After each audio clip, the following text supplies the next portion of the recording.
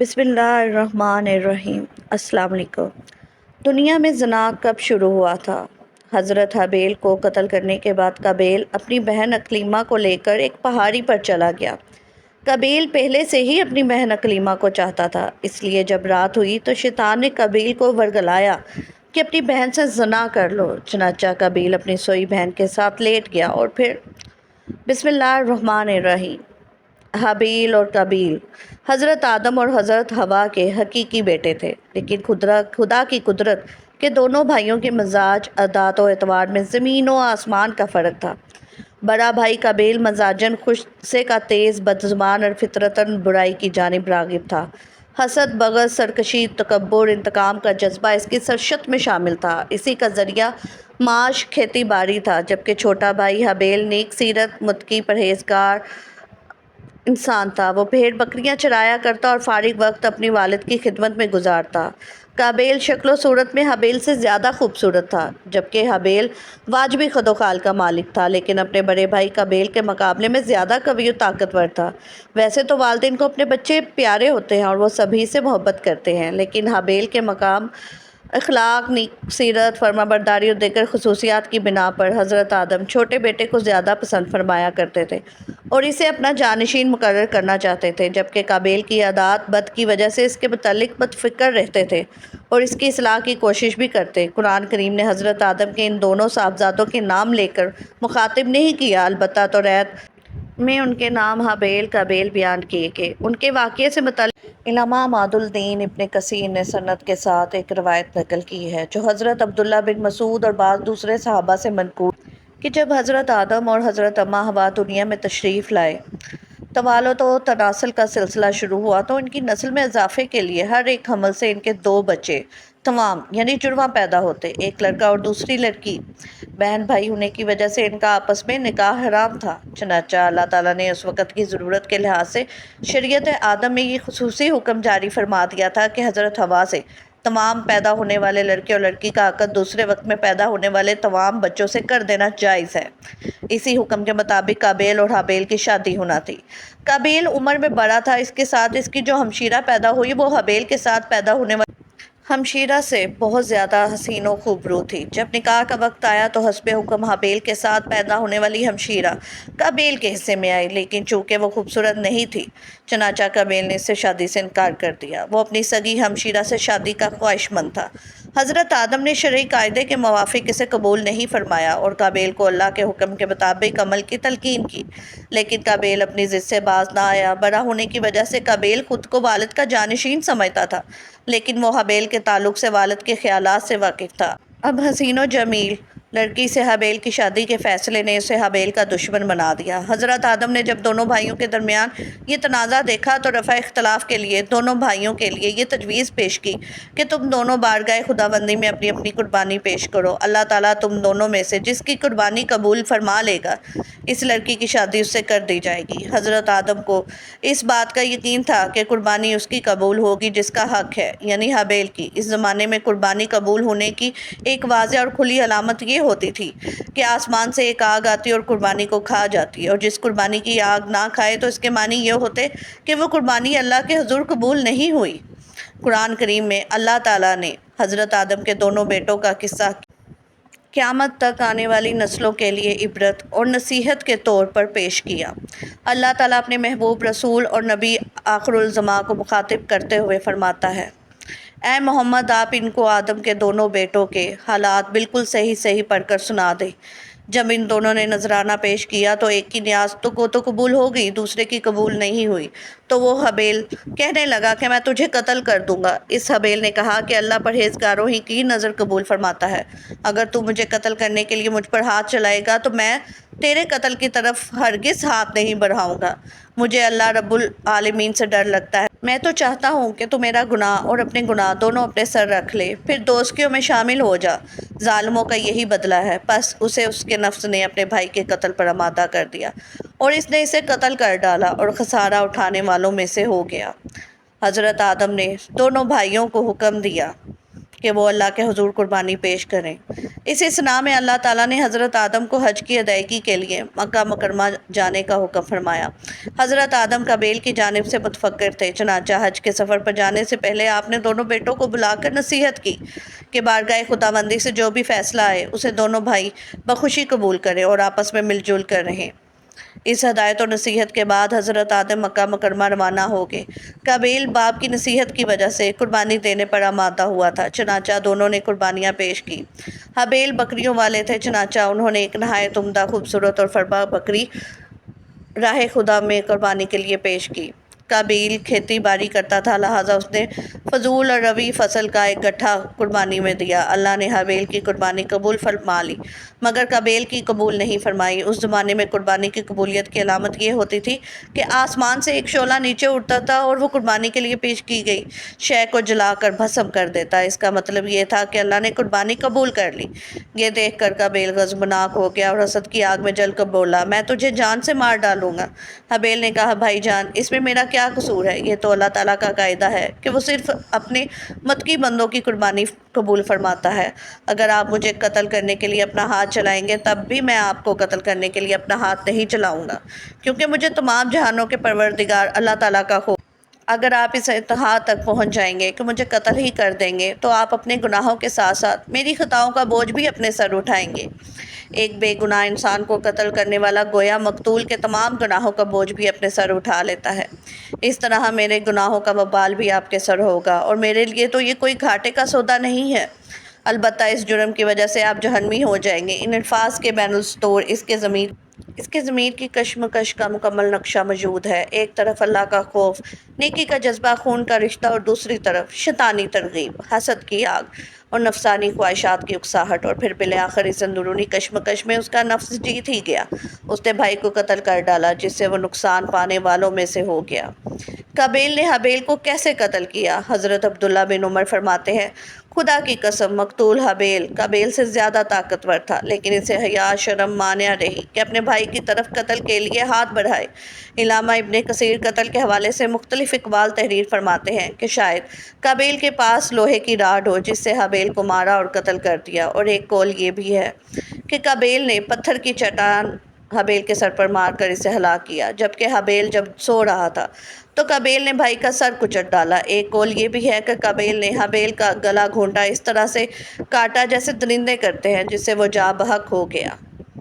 علامہ شبیر احمد عثمانی تفسیر عثمانی میں تحریر فرماتے ہیں کہ اگر کوئی ناحق کسی کو مارنے لگے تو اسے اجازت ہے کہ اپنے دفاع یعنی ظالم کو مار ڈالے، لیکن اگر صبر کرے تو شہادت کا درجہ ہے۔ حابیل نے اپنے بھائی قابیل سے کہا تھا کہ بھائی، میں آپ سے ڈر کر نہیں بلکہ اللہ تعالیٰ کے خوف سے یہ چاہتا ہوں کہ اپنے بھائی کے خون میں اپنے ہاتھ نہ رگھوں۔ قرآن کریم میں مذکورہ شادی کا کوئی تذکرہ ہے نہ حضرت آدم کے صاحبزادوں حابیل اور قابیل کے نام موجود ہیں، بلکہ ناموں کی بجائے آدم کے دو بیٹوں کہہ کر ذکر کیا گیا ہے۔ اس قربانی کا ذکر فرما کر اللہ تعالیٰ نے نعش کی تدفین کے بارے میں یوں فرمایا کہ ترجمہ: اب اللہ نے ایک کوا بھیجا جو زمین کریدنے لگا تاکہ اسے دکھائے کہ اپنے بھائی کی لاش کو کس طرح چھپائے۔ کہنے لگا، ہائے افسوس، کیا میں اس کوے کی مانند بھی نہیں ہو سکا کہ اپنے بھائی کی لاش چھپا دیتا؟ سو وہ پشیمان ہونے والوں میں سے ہو گیا۔ قابیل نے اپنے بھائی کو قتل تو کر دیا، لیکن اب وہ نہایت پریشان تھا کہ اس نعش کا کیا کرے۔ یہ زمین پر کسی انسان کا پہلا قتل تھا، یعنی مفسرین نے ذکر کیا ہے کہ جب قابیل اپنے بھائی کو قتل کر چکا تو اس کی نعش 1 سال تک اپنی پشت پر لادے پھرتا رہا۔ اہل کتاب سے منقول ہے کہ دمشق کے شمال میں ایک پہاڑ جبل قصیون میں وہ غار موجود ہے جس میں قابیل نے پتھر مار کر حابیل کو قتل کیا تھا۔ یہ غار آج بھی خونی غار کے نام سے پکارا جاتا ہے۔ اس بات کی صحت کا علم اللہ تعالیٰ ہی کو ہے۔ بعض مفسرین نے لکھا ہے کہ اللہ تعالیٰ نے 2 کووں کو بھیجا تھا۔ اسماعیل بن عبد الرحمن بن ابی کریمہ مفسر قرآن ہیں اور صدی کے نام سے شہرت رکھتے ہیں۔ وہ اپنی سند کے ساتھ روایت کرتے ہیں کہ وہ کوے دونوں بھائی تھے، پھر دونوں لڑنے لگے حتیٰ کہ ایک نے دوسرے کو ہلاک کر دیا۔ پھر وہ قتل کے بعد زمین کی طرف جھکا اور اسے کھودنے لگا، پھر گڑھے میں کوے کو ڈالا اور اسے دفن کر کے چھپا دیا۔ جب قابیل نے یہ سب دیکھا تو پکار اٹھا، ہائے افسوس کہ میں اس کوے کی طرح ہونے سے بھی عاجز ہو گیا کہ اپنے بھائی کی لاش چھپا لوں۔ پھر قابیل نے کوے کی پیروی کرتے ہوئے بھائی کو دفن کر کے چھپا دیا۔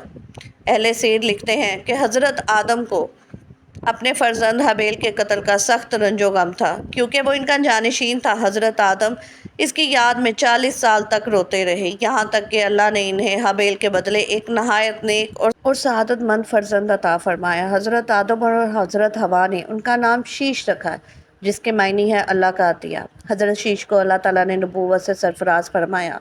حابیل کی نشر دفنانے کے بعد قابیل کو والد کے غصے کا خوف تھا، چنانچہ شیطان کے مشورے پر وہ یمن فرار ہو گیا، جہاں اس نے سکون اختیار کر لیا۔ والد کے دین کو چھوڑ کر پہلے آتش پرستی، بعض بت پرستی شروع کر دی۔ دنیا میں قتل و غارت، حسد و فساد، آتش پرستی، بت پرستی کی بنیاد قابیل نے ہی رکھی۔ حضرت عبداللہ بن مسعود سے روایت ہے کہ رسول اللہ نے فرمایا، جب بھی کوئی انسان ظلم سے قتل کیا جاتا ہے تو حضرت آدم کے سب سے پہلے بیٹے قابیل کے نامہ اعمال میں بھی اس قتل کا گناہ لکھا جاتا ہے، کیونکہ قتل ناحق کا پہلا موجد وہی ہے۔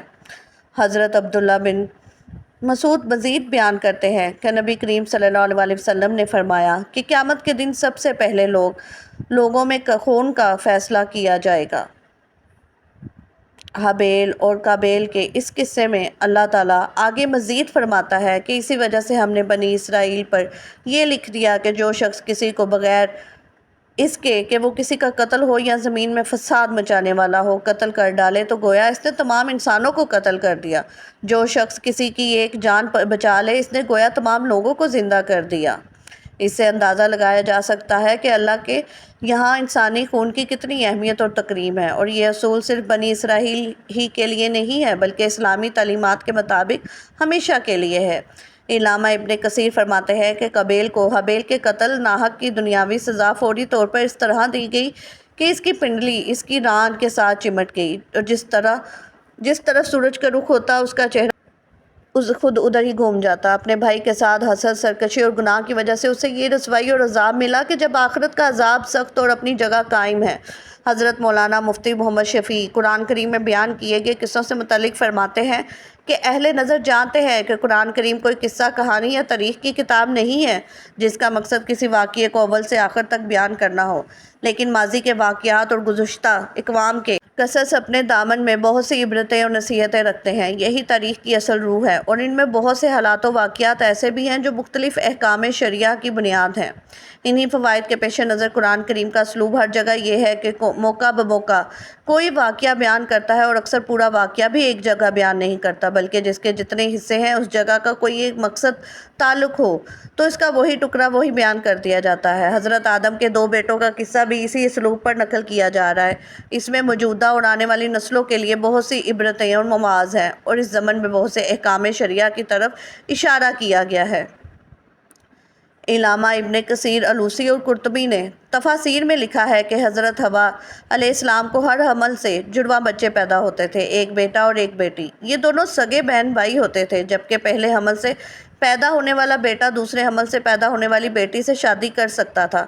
حضرت آدم علیہ السلام کی سلبی اولاد کے درمیان ایک بطن کا دوسرے بطن سے نکاح جائز تھا۔ جبکہ حضرت آدم حوا دنیا میں آئے اور توالد و تناسل کا سلسلہ شروع ہوا تو ہر ایک حمل سے ان کے 2 بچے پیدا ہوئے، ایک لڑکا اور دوسری لڑکی۔ اس وقت جبکہ حضرت آدم علیہ السلام کی اولاد میں سوائے بہن بھائیوں کے کوئی اور نہ تھا اور بھائی بہن کا آپس میں نکاح نہیں ہو سکتا، تو اللہ تعالیٰ نے اس وقت کی ضرورت کے لحاظ سے شریعت آدم علیہ السلام میں یہ خصوصی حکم جاری فرمایا تھا کہ ایک حمل سے جو لڑکا اور لڑکی پیدا ہو وہ آپس میں حقیقی بہن بھائی سمجھے جائیں گے اور ان کے درمیان نکاح حرام ہوگا، لیکن دوسرے حمل سے پیدا ہونے والے لڑکے کے لیے پہلے حمل سے پیدا ہونے والی لڑکی حقیقی بہن کے حکم میں نہیں ہوگی بلکہ ان کے درمیان رشتہ جائز ہوگا۔ حضرت آدم علیہ السلام کی شریعت میں ضرورت توالد و تناسل کی وجہ سے یہ جائز تھا، اس کے علاوہ اور کوئی شکل نہ تھی۔ اس کو اللہ تعالیٰ نے اس وقت جائز فرمایا تھا چونکہ بعد میں اس کی ضرورت نہ رہی، اس لیے پھر حضرت آدم علیہ السلام کے بعد آنے والی ہر شریعت میں اس کو منع کر دیا گیا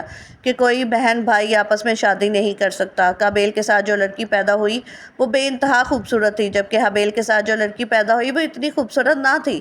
حضرت آدم علیہ السلام کی شریعت کے مطابق جب یہ جوان ہوئے تو قابیل کی شادی حابیل کی بہن سے ہونی تھی، اور حضرت حابیل کی شادی قابیل کی بہن سے ہونی تھی، لیکن قابیل اپنی ہی بہن کو پسند کرنے لگا اور وہ اسی سے شادی کرنا چاہتا تھا، جبکہ شریعت آدم میں اس کی ممانعت تھی کہ ایک ہی حمل سے پیدا ہونے والے بچوں کی شادی آپس میں نہیں ہو سکتی۔ لہٰذا جب یہ صورتحال زیادہ بگڑ گئی تو حضرت آدم علیہ السلام نے ان دونوں کو اللہ کی راہ میں قربانی پیش کرنے کا کہا اور بتایا کہ جس کی قربانی کو آسمان سے آگ آ کر کھا جائے تو سمجھنا کہ اس کی قربانی قبول ہوگی۔ قابیل کھیتی باڑی کا کام کرتا تھا، حضرت حابیل بکریاں چرایا کرتا تھا۔ حضرت حابیل نے اللہ تعالیٰ کے سامنے ایک بکری کا بچہ پیش کیا اور قابیل نے بھی اللہ تعالیٰ کی بارگاہ میں قربانی رکھ دی۔ چنانچہ حضرت حابیل کی قربانی قبول ہو گئی۔ ایک دن قابیل نے غصے میں آ کر حضرت حابیل کو پتھر مار کر قتل کر دیا۔ پھر شیطان قابیل کے پاس آیا، اس کو گھر سے بھاگنے کے لیے کہا۔ شیطان کہنے لگا، اگر تم یہاں رہو گے تو تمہیں تمہارا باپ مار ڈالے گا۔ بس اسی قتل کے ڈر سے قابیل اپنی سگی بہن اکلیمہ کو لے کر یمن کی طرف پہاڑیوں میں جا بسا۔ اصل میں شیطان کو یہ ڈر تھا کہ کہیں قابیل توبہ کر کے حضرت آدم کا تابع دار بیٹا نہ بن جائے۔ پہاڑیوں میں جا کر نسل قابیل خوب بڑھنے لگی اور وہاں اس کی کثیر اولاد ہوئی۔ قابیل اور اس کی اولاد نے ہی سب سے پہلے آتش پرستی اور پھر شیطان کے بہکاوے میں آ کر بت پرستی شروع کر دی۔ دنیا میں قتل و غارت، حسد و فساد، بت پرستی کی بنیاد قابیل نے رکھی۔ حضرت عبداللہ بن مسعود سے روایت ہے کہ حضور صلی اللہ علیہ وسلم نے فرمایا، دنیا میں جب بھی کوئی ظلم سے قتل ہوتا ہے تو اس کا ایک گناہ حضرت آدم کے بیٹے قابیل کی گردن پر ضرور ہوتا ہے، اس لیے کہ وہ شخص ہے جس نے ظالمانہ قتل کی ابتدا کی اور یہ ناپاک طریقہ جاری کیا۔ اس دن کے بعد حضرت آدم علیہ السلام مسلسل پریشان رہنے لگے۔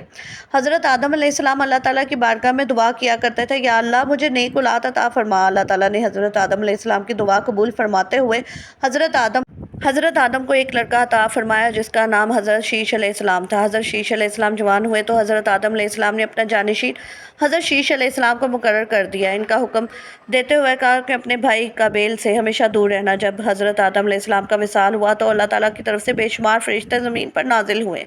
انہوں نے حضرت شیش علیہ السلام کو اپنے باپ کو دفن کرنے کا طریقہ بتایا۔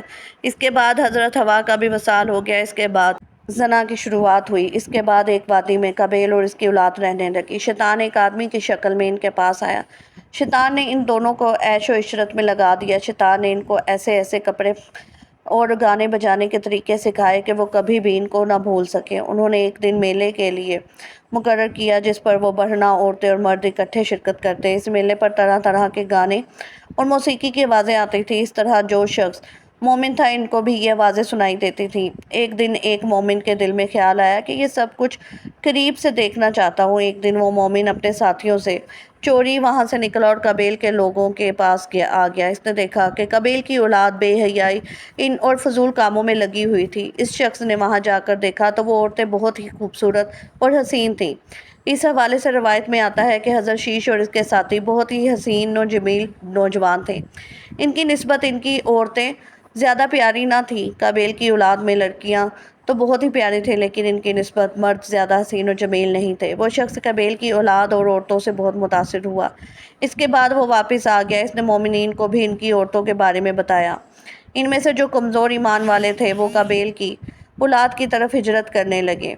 کافی حد تک مومن لوگ بھی قابیل کے فتنے میں داخل ہوتے گئے اور فضول کاموں میں شامل ہوتے جا رہے تھے۔ اس طرح وہ ایک دوسرے کی طرف مائل ہوتے گئے، جہاں سے زنا جیسے کبیرہ گناہ نے جنم لیا۔ روایات میں آتا ہے کہ حضرت شیش علیہ السلام کے ساتھ رہنے والے ساتھیوں کی تعداد بہت ہی کم رہ گئی تھی، جو کہ قابیل کا گروہ کافی مضبوط اور طاقتور ہو چکا تھا۔ وہ حضرت شیش اور ان کے ساتھیوں کو تنگ کرتے رہتے تھے، ان کو طرح طرح کی تکلیفیں دیا کرتے تھے۔ حضرت آدم نے وفات کے وقت حضرت شیش کو نصیحت کی تھی، اے میرے جانشین، میرے بعد تقویٰ اختیار کرنا اور اپنی نسل کو قابیل سے پاک رکھنا۔ ایسا ہی ہوا۔ حضرت شیش نے شادی سے انکار کیا، جس سے قابیل کے بیٹے حضرت شیش کی اولاد میں سے لڑکی کو اٹھا کر لے گئے، جس پر حضرت شیش نے اللہ کے حکم سے قابیل کے لشکر پر حملہ کیا اور ان کو تہس نہس کر کے لڑکی کو آزاد کروا لیا۔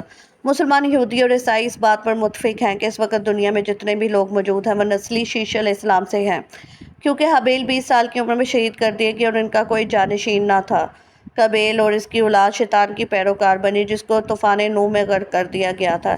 اس لیے نسل انسانی صرف اور صرف حضرت آدم کے تیسرے بیٹے حضرت شیش علیہ السلام سے ہے۔ اگر دیکھا جائے تو زنا اس وقت سے ہی شروع ہو گیا تھا جب قابیل اپنی بہن اکلیمہ کو لے کر وہاں سے بھاگ گیا تھا۔ اس نے اپنی بہن کے ساتھ اپنی اولاد کو جنم دیا۔ اللہ تعالیٰ ہمیں ہر گناہ سے محفوظ رکھے، ہمیں نیک اعمال کرنے کی توفیق عطا فرمائے اور ہمارا خاتمہ ایمان پر فرمائے۔ آمین ثم آمین۔